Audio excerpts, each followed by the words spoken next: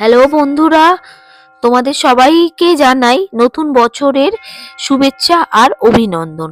তো এই নতুন বছরে তোমরা সকলেই ভালো থাকো, সুস্থ থাকো, এই কামনা করি।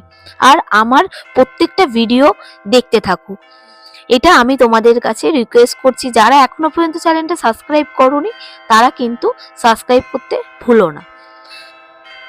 আজকে আমরা চলে এসেছি ব্যান্ডেল চার্চে।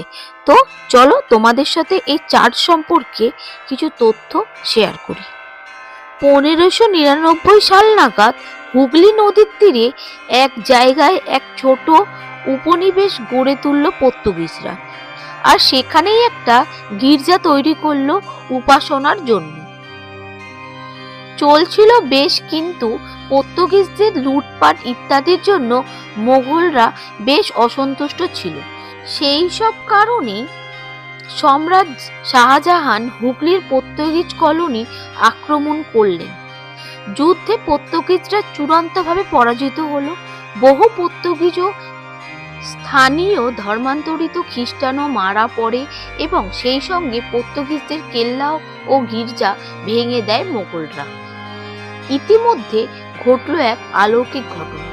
যুদ্ধের পর গির্জার পাদ্রী ফাদার জোয়ান ডে ক্রুজকে বন্দি করে আগ্রায় নিয়ে যাওয়া হয়েছিল।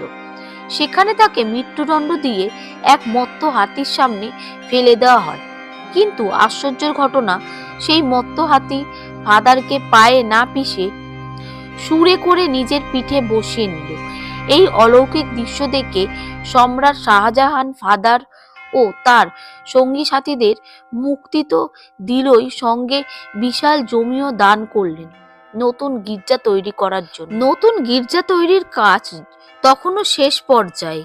এমন সময় সমুদ্রে হারিয়ে যাওয়া একটা পর্তুগিজ জাহাজ হঠাৎই ওই নতুন গির্জার চূড়ো দেখে দিক নির্ণয় করে সেখানে পৌঁছে গেল। ওই জাহাজের ক্যাপ্টেন প্রতিজ্ঞা করেছিলেন, তীর খুঁজে পেলে প্রথম যে গির্জা দেখতে পাবেন সেখানেই তিনি জাহাজের মাস্তুলটা দান করবেন। এবং সেই মতে তিনি মাস্তুলটা গির্জাকে দান করে দিলেন।